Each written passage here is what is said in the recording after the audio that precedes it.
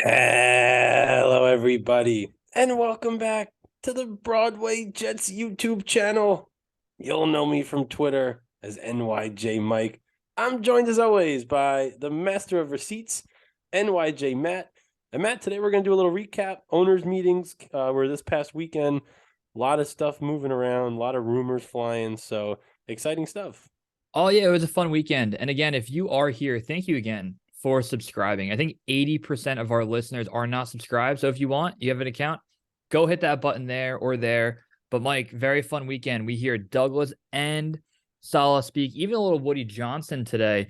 Mike, take me through your thoughts. I think we can start with the head coach. A lot of good conversation, not a lot of Rodgers news, but I feel like Salah answered every question he had well. And the most interesting one, and we can start with, is Corey Davis. I thought Corey Davis was for sure going to be a cut candidate or in the trade. He still might be, but he spoke very damn highly of Corey Davis, and he might be on the team next year. Yeah, look, it's not the worst thing. I mean, the Jets are, as right now, literally talking to Odell Beckham. The picture just came out of Douglas and Salah with him Mm-hmm. at the owners' meetings. And so, if the Jets go to Odell, you have to think that Corey Davis is gone. You just can't pay all these guys. Right. But it's not the worst thing in the world. The Jets would have a terrific blocking receiving core with Lazard being one of the better blockers. Also, I was all sick this week and I look literally disgusting right now, so it's fine. You look fine. You look fine. Don't vibes are high. But you're right. uh, Corey Davis would be a cool ad if he's back again. We assumed he wasn't going to be on the team, but Odell Beckham Jr., I don't think is going to be a Jet. I keep holding out. I would like him to be, but they met briefly today. I heard it was a short exchange. It was really in passing, not like a formal meeting. And at the end of the day, OBJ will probably get 7-8 million from a team. The Jets probably want to give him 4 to 5. Yeah, look, I mean, Douglas came out and said that there was contact between him and Odell's agent. Mm-hmm. He said there was no formal meeting. So, right, which they just saw each other, I guess, in the hallway of this place that they're in the same place at the same time. I would be happy with Odell. I mean, the last couple of years, even he didn't play last year, obviously. So 2020, 2021, he wasn't too productive in the regular season. He was great with the Rams in the playoffs. He averaged 72 yards a game and he scored 4 touchdowns in the playoffs. So Yeah. obviously a factor in that sense. But I would be happy with Odell. I don't think the Jets are going to keep Corey Davis, but if they do, I'm fine with that as well. I think Corey's a fine player. He's being paid at fair value. He's being paid 10 million bucks, which is if he doesn't get hurt and plays 15 games, 16 games, it's worth it. But how many times is he going to play 12 games, But then the alternative is Odell with his two torn ACLs. So, I think either one is a pretty good option. And Yeah. Salah's always going to say nice things about the players. Yeah, no, it's fair. And I thought the other big takeaway too, I think the Aaron Rodgers stuff, I'm happy the Jets didn't ask a million questions and waste the entire 30 minutes asking it because you can't Yeah. talk about it. The biggest Rodgers takeaway came from the Packers. Whether it's LaFleur, Gutekunst, whoever it is, they kept saying, well, we like Rodgers. His time here was great, like very past tense. And then they go and say, we don't need the 13th overall pick necessarily. Once Right. that's said, the Jets aren't giving up 13. Period. Stop. They're not giving up 13. Right. I guess it maybe is coming down to what kind of pick the Jets are going to give in 2024, whether it's a 2 that turns into a 1, whether it's a 3 that turns into 2 that turns into a 1, blah, blah, blah, whether it's Corey Davis. I don't know if that would be really the holdup. It sounds like that is the holdup is next year's pick. It's got to be. And Right? Peter Kukowski, dude, that guy. Do the worst. Have you seen a bigger 180 of ever? And again, he's a Packers fan and a homer. And if I was in his position, I probably would want the 13th pick too. But be consistent and say, I want the 13th pick and we're getting it. Not flip flop like a fish every 5 minutes and be like, hey, I never said that. And then there's like 400 tweets. The internet is forever, brother. He It is literally said clear. bookmark it.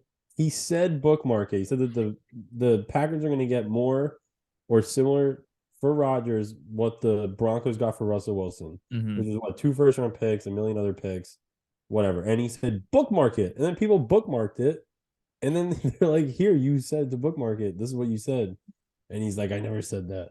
This is And unbelievable. and both sides came out and said there are productive conversations. We're going to get to that spot. So again, they could have came out and said, hey, look, we don't have to do anything. we're negotiating, but at the end of the day, he's a Packer. Like, it was further enough to say it's going to get done. We know it's going to Yeah. happen.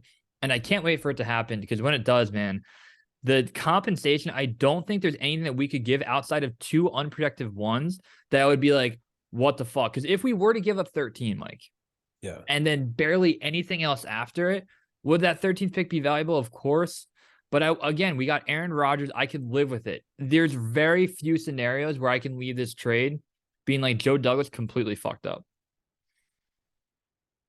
I just sneezed really loud off camera. But yeah, no, I agree. I mean, I said in the past too, once the Packers came out, I think it was like Peter King reported in January. Like the Packers won 2 first-round picks for Rodgers, whatever. It was just the first time that we were talking about it for a long time, just hoping, hey, like, imagine we got Aaron Rodgers. And then that was the first time it was kind of real. And I was like, I don't give a shit. Take 2 first-round picks. Do whatever you want. Just take all of our picks. I want Aaron Rodgers. But now, when the Jets are bidding against themselves, essentially, it doesn't make sense to do it. Everything is relative. It's all about value. Of course, Aaron Rodgers is literally worth a first-round pick. But not when he says he's going to go play for the Jets after the Packers said, we're going to do what you want to do. And then there's no other teams that are quote-unquote interested. So, no, you're not going to give him a first-round pick in this scenario. And yes, if they had to do it, I would still be happy. The Jets are going to be acquiring 2 of the last 3 MVP winner, top 5 quarterback in the history of the sport, who still looks like he has a lot of juice left. It's very exciting. And I can't wait for the Adam Schefter or Rappaport tweet. Cannot wait. It's just going to be mayhem on Twitter. It's going to call my dad, call our friends, just like pure bliss. And it's going to make next season so much fun. Oh my God, imagine like week 1, Sunday Night Football, Jets, Cowboys in MetLife, wearing the black unis. Like, I don't know. It's just going to be unbelievable. It'll be a lot of fun. And everything, like I mentioned, from Rodgers, from the Jets side, they're not going to give really anything. They keep saying we're working towards getting it done. So perfectly fine. The other comment, Douglas is rock solid, dude. He on must be fire. tough to negotiate with. 100%. And then you look at the rest of the interviews, nothing crazy coming out of them. A few Elijah Moore questions, the very candid and honest answer of, didn't work out here. We think the world of him. He's going to go out there and play well in Cleveland. Said it before they said it. Yeah, we did a full exact quote. We did a full video in our last video breaking down the Hardman signing and Elijah Moore. If you haven't, go back and take a look at that one. Obviously, interior defensive line was brought up. Yeah, Robert saw the funny quote of, "We do have Quinnen, right? He fills a lot of that hole." But at the end of the day, Calais Campbell now coming in on Thursday. Very exciting that he's coming to have a visit. Once you get in the Florham Park facility, it's pretty damn nice in there. And if you go the whole, hey, you're not living in New York City, you're living in beautiful houses in northern Jersey, right outside of Morristown, 30-minute ride out. Like, I think it'll end up being very good for him to come here and be a part of it, and then sign that man, even though he's old, still productive. I want him probably the most out of any free agent out there right now. Yeah, him or Ben Jones are the 2 most interesting to me at 2 positions of need in the middle of your offense or defense. Campbell makes a ton of sense, like you said. I mean, the Jets, the report was that the Jets thought they had an agreement with Fletcher Cox, and then he went back to the Eagles, which I didn't even want to know that. I'd rather just not know that. I'd rather not know that. Right. But Fletcher Cox is 34, 35, similar career. Fletcher Cox is probably at his peak, a better player, whatever. It makes sense that the Jets would be interested in Campbell if they missed on Cox. Mm-hmm. And the funny thing, too, is I remember Campbell was talking shit this year about the Jets, maybe week 1. Was that what it was? And Jet fans were annoyed at him. I honestly, like... in 1 year, out the other. I don't remember it. It was a long year. We probably talked so much shit about him. He's washed up, whatever. Now we need him. No, but he had, by all accounts, a much better year in 2022 than he did in 2021. So coming off a good year, seems like a good fit. That would be awesome. Ben Jones? I like the Ben Jones move, especially I'm fine with even taking a center on day 2. And yeah, day 2, even though a second and third round pick is big, Ben Jones is older, injury, and you can have a guy learn behind a very good veteran and a good O-line coach in Keith Carter. Mike, Cali Jets put it out there earlier today. Yeah. If your 2 guard spots are done and you have Lincoln, you have AVT, what do you do at tackle and center? Yeah. And my approach would be, is Becton's going to get one of them. I think he's going to get healthy. I think he'd be fine. think he's going to get one of them. My right tackle. Yeah. I would like to use the 13th overall pick on a tackle. Yep. And Dwayne Brown can still be in the roster. God bless his soul. He played through injury. He's old. He probably wants to hang out and take a few million. I'm fine with keeping him on the roster, but if he wants to go, thank you. We have Max Mitchell. That would be a backup. And AVT is technically a backup left tackle, given you need him to play there. And then you have center be Ben Jones and a day 2 pick. If you do that, you over-invest in your O-line. Over-invest. Way too much in your O-line, but you're doing everything you can to keep Aaron Rodgers upright, even for that half second where Zach Wilson, even with a good O-line, I don't think can do anything. Aaron Rodgers with a bad O-line can still be productive, but with a good to great O-line, he's an MVP. So give him everything he can have. I completely agree. We talked about that scenario a couple episodes ago. I think Joe Cap tweeted out the exact same breakdown, and we were like, spot on. Because yeah, that's exactly what I would do. If you trade one of your second round picks this year, I'm signing a center if it's Ben Jones or McGovern, but I'd rather have Ben Jones based on some stats that I've been seeing. Apparently McGovern really graded out poorly in pass pro, which I guess you can kind of tell watching the games, but his sack percentage was like bottom tier out of tackles. It's not like the Jets centers, excuse me. It's not like the Jets ran the ball super well, so I'd be happy to move on. So if you get a Ben Jones, I would draft a tackle at 13 if it's the Paris Johnson or Skoronski, one of those two guys. And then with the second round pick, you take a center. Like you said, then you're just completely fortified. You can withstand any injury. Dwayne Brown becomes the best backup tackle in the league. And like you said, then you have Max Mitchell as extra insurance. That's a terrific offensive line.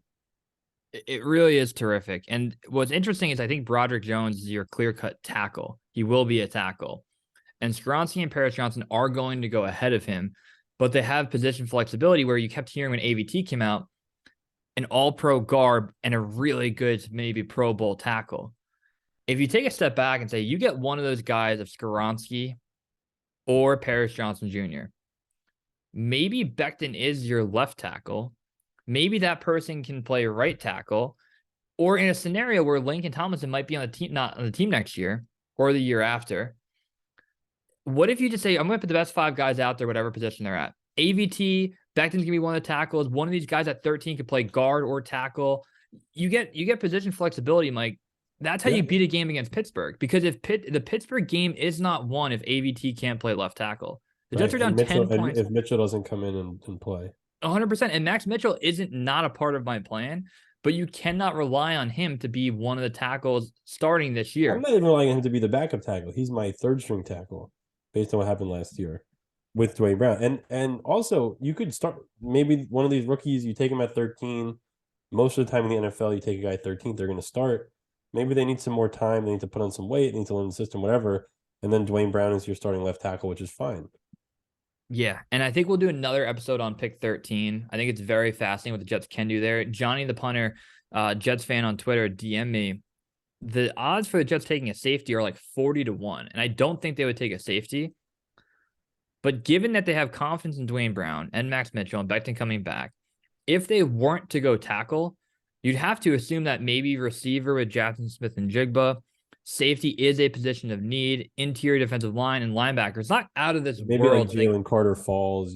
I think you mentioned maybe you trade up a couple picks. Depends if I don't know if you're going to trade up to 6 or 7. If Jalen Carter falls to 10, I think Philadelphia takes him. But knowing the relationship that Joe Douglas has with Philadelphia and knowing how Philadelphia likes to trade back and then acquire more picks and then get later picks from other teams that then become great picks in the future. Is it crazy to say Joe Douglas calls him out? I would give up a second round pick next year if Jalen Carter falls to 10 and to take him. Now, that second round pick will probably be in the Rodgers trade. It very well could be. Probably won't have a second round pick, yeah. But if you have the chance to acquire a talent like Jalen Carter and put him next to Quinnen Williams, and then you have Lawson, who we'll get to, coming back that got a full vote of confidence. He will be on the team next year. He said if he can walk, he'll be on the team. Which, yeah, everything that you got from Carl Lawson last year was where he was projected to be in his career. Yep. And I feel like we almost as fans, I personally didn't think it was a disappointing season. I very much felt like it was okay. It was Solid. He was good. He was good. exactly. The It thing wasn't with anything yeah, over the top. the thing with Lawson is one, we would joke about this when we're watching the game. It was like he started so far on the outside that it would just take him so long to get to the quarterback. Like, why does he just go closer? He would start all the way outside. We're gonna get an But all 22 guy and be like, that was part of the of scheme. You course, need to it accelerate, is. go fuck yourself. But like they're gonna like It's like our dumb brain is just telling you he's just further go. from the quarterback. Why doesn't he just go closer? And then if he gets to the quarterback like a half second before he throws it, He'll I'm get like, more if sacks. yeah, No, he would have more. he would have more. But he was good. And the thing with Lawson is like you're gonna pay the guy 15 million bucks. Could Bryce Huff and Jermaine Johnson do something similar for like $4 million? Probably. But it's also, I think Solomon said it, pass rushers don't grow on trees. Right. For us to have watched the pass rush that we watched for the last 10 years and then be like, oh, this guy with 25 quarterback pressures and 7 sacks, we don't need this dude, is also kind of insane. It's a good player.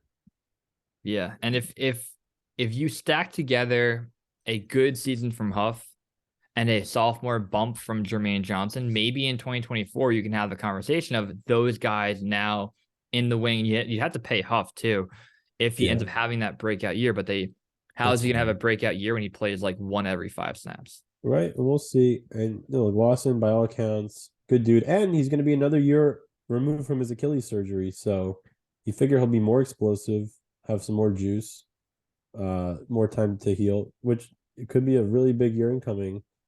You know, depends what they do in the interior as well. Man, they lost a lot of guys. Nathan Shepard got so much money, but 3 years, 15. And then Rankin's got 10 million, 10.5 mil. I'm very happy that the Jets didn't do either of those contracts. I agree. And Solomon Thomas, people were mad that the way he came back. If you look at his contract, not crazy. Mecole Hardman, again, I know you called out the signing of Mecole. You weren't against it. You were for it. You liked it. But Yeah. the contract at first gave you a little bit of, is it worth it? And then you look at how much he's actually going to get. Nowhere near that Because when they six come out, million. they said 1 year, 6.5. Dude, my head is so tight. Oh, Dude, Jesus Christ. Oh, that's so much better. All right. But now I can think. Yeah, me call. They came out and said I think 6.5, 1 year, 6.5. So, that's your number 4 receiver, which you expect him to be. Now you're paying your receivers a lot of money because Lazard's getting 11. Corey Davis right now is going to get 10. Me Cole 6.5. You got to get another guy. It's like, you know, you figure Corey Davis is not going to be here. There's a lot of moving parts. Garrett Wilson, of course, is making his rookie salary, which is not nothing for the 10th overall pick. So that's a lot of options. What did me call now? They said like 1 year, like 2.25 million, something like that. with Really? incentives can be up to 4 and then a year defer for like nothing Yeah. big. Nothing Yeah. big. Now, Mike, we covered a lot. This is more of like an in the week review. We will do more videos this week. We have some fun ones planned. Mike, Yeah. anything that we missed that you want to get to before we wrap up? I mean, I'm glad that Joe Douglas and Robert Saleh are repping the Jets organization. I feel like they're normal dudes. They're like, if they were to negotiate anything on my behalf in my life, I'd be happy. It's not like you have, Mike McCagnon and Adam Gase. Like, oh my God, can you imagine people meeting with them? And they're like, what? Mike McCagnon drinking like 70 cups of coffee. Gase is being insane, doing his eyes and being a disturbed maniac. I know these guys are normal, down to earth dudes. They fly to California. They talk to Rodgers. They're talking to Beckham in the lobby. Joe Douglas is saying the right quotes. Sal is extremely professional, talking his players up. It's just very normal and it feels good. And you feel like when they go do stuff, that things are going to happen. When they go talk to Odell Beckham, if the Jets want Odell Beckham, feels like he's going to come here. Stuff like that feels good. And on the surface, that take, it might be at for a moment. Oh, of course. Yeah, they're different. But if you look around the NFL, every head coach or GM, very much alpha dudes, guys that have been a part of it, guys you were in the league that either played football, whatever it would be. If you look at these alphas getting in a room, say there's 12 of them at the bar.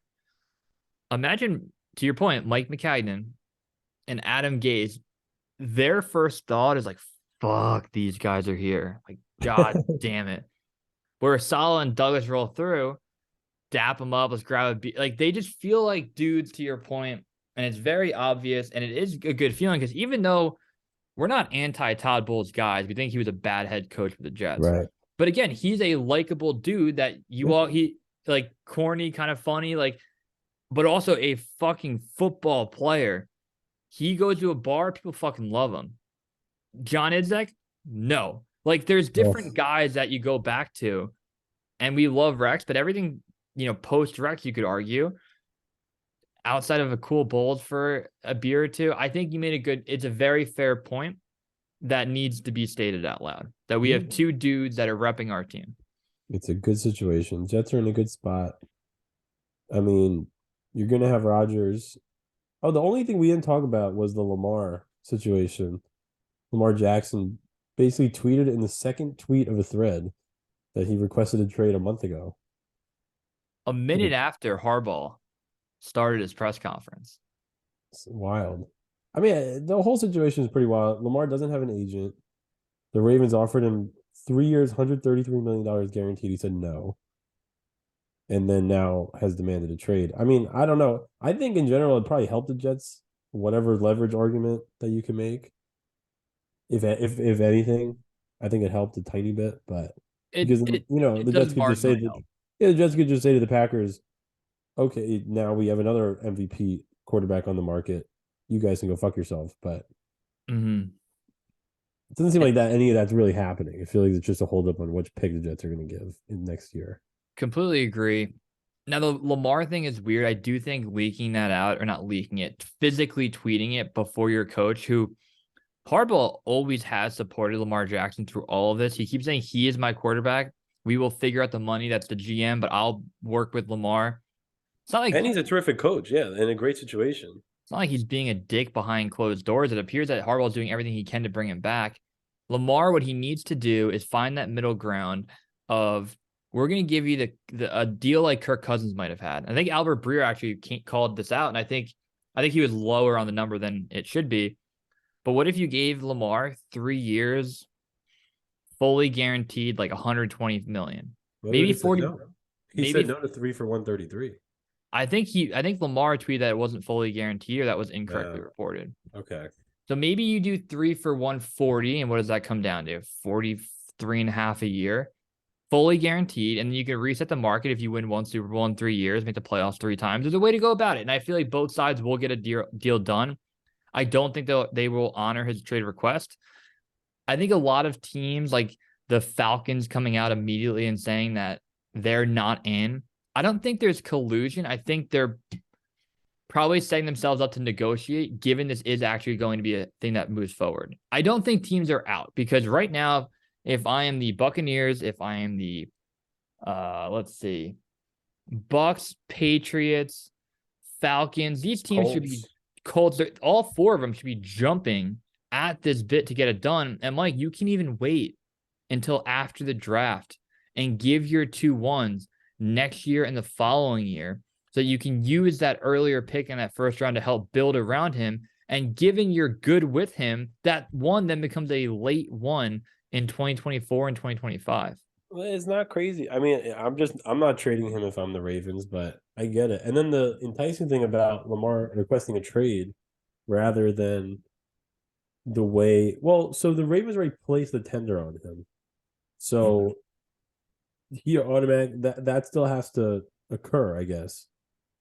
Right. So you'd have to give up the 2-1s, and then, but the only difference is now if the Ravens are actually willing to trade Lamar, you don't have to basically outbid the Ravens.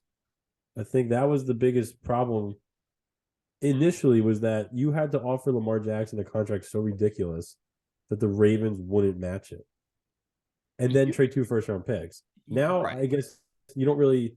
You're technically doing that because you have to make the Ravens don't want to keep him. But if he wants to get out of Baltimore and the Ravens are willing to trade him, you can probably offer him a more normal contract. And then, because in the other case, if you said, hey, Lamar, here's 4 years, $200 million guaranteed, and he's like, yeah, and the Ravens are like, you know what, fuck that. Here's 4 years, $201 million guaranteed. They get to keep him. Right. Right, but now I guess if both sides are on the same page to trade him, but that doesn't seem like it's the case either. Yeah, I don't think Baltimore will. And I do find it fascinating that you can give, it doesn't have to be the one this year. The 2 1s could start in 2024, which is insane. I didn't know that either. Yeah, no, if you wait until after the draft, you can give 2 1s in 2024 and 2025. That is insane. If you're a team like the Colts that can use the 4th overall pick on Will Anderson and then give 2 1s and get Lamar Jackson. Yeah. Yeah. Crazy. But hey, if in in the 1% scenario where everything falls through, I think you pivot to a Lamar Jackson. And I hate the argument that Joe Douglas wouldn't do that because he owes everything to Baltimore. If that is not so done, he'll be unemployed if not. That is a fireable offense. It's just gonna be unemployed. What else are they gonna do? I guess you could try to trade for Stafford, but who knows? His elbow problems is kind of an issue as a quarterback. I'll tell you what, it won't happen. It's not happening. But I tweeted out a while ago. I said I'll go get Philip Rivers. That's my guy. I love old quarterbacks. I like it. All right, good at Mike. I appreciate it. We have a fancy baseball draft in an hour, so we'll go prep for that. I'm gonna go prepare. I'm gonna get a bottle of wine. See you, buddy.